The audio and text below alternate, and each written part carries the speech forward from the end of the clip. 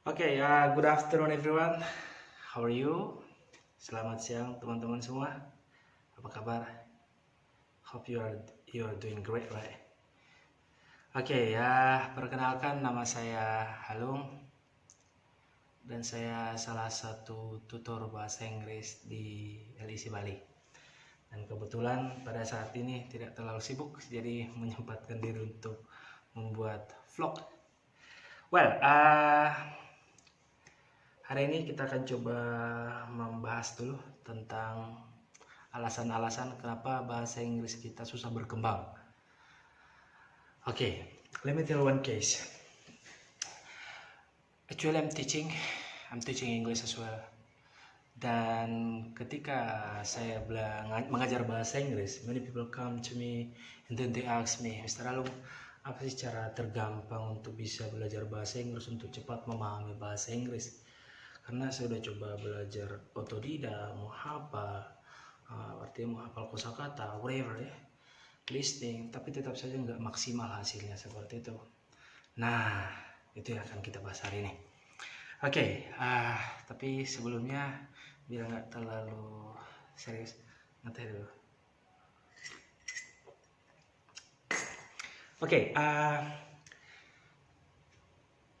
Menurut saya sendiri, according to me, there are some reasons why mengapa bahasa Inggris kita cannot develop, ya, nggak bisa berkembang. Yang pertama, kita masih terlalu old method. Like this. Ketika kita belajar bahasa Inggris, our mind akan selalu terset up dengan apa? Pertama, tenses dan rumus.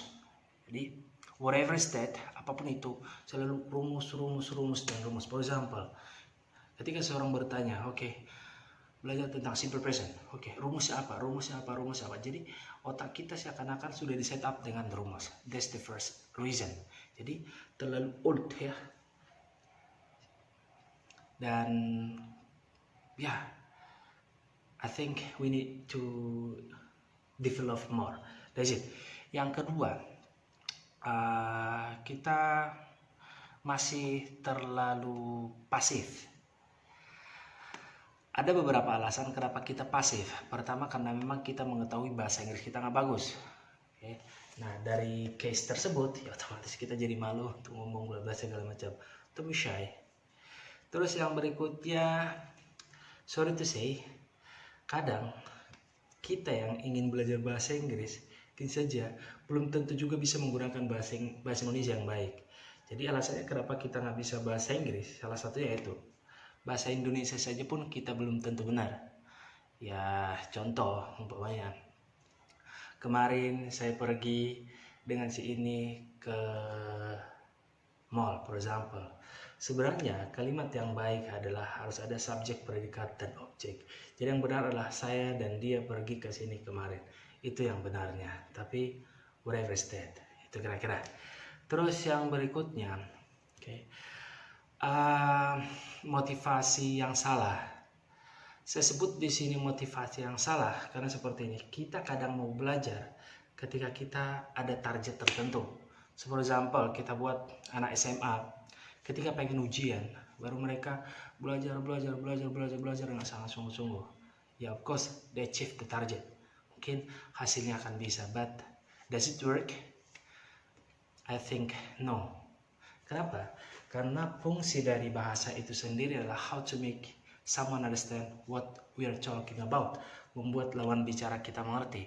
Jadi sepintar apapun kita umpamanya dalam suatu bahasa, kalau lawan bicara kita gak paham dengan apa yang kita maksudkan, will be the same.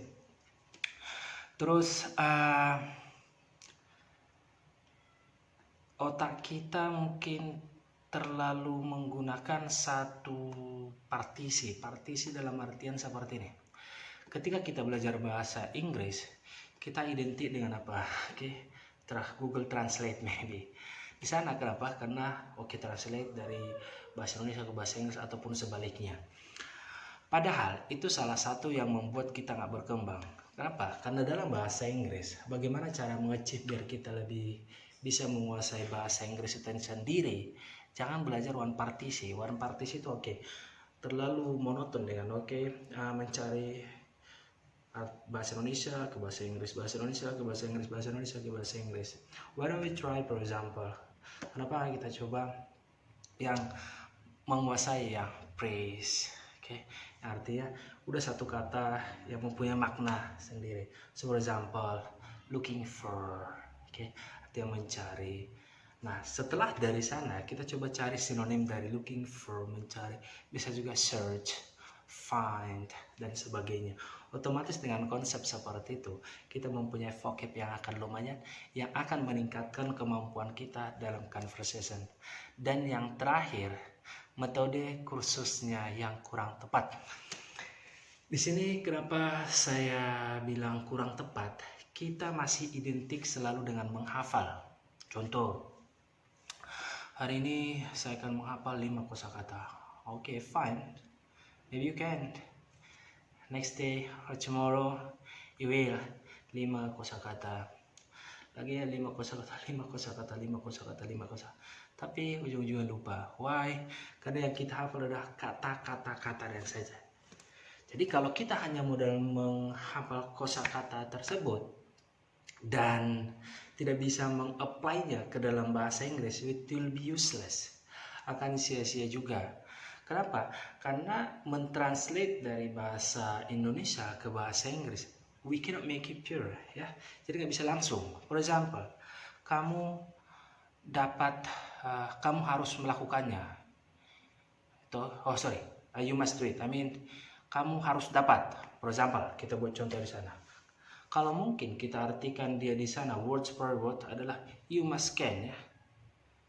Is it possible?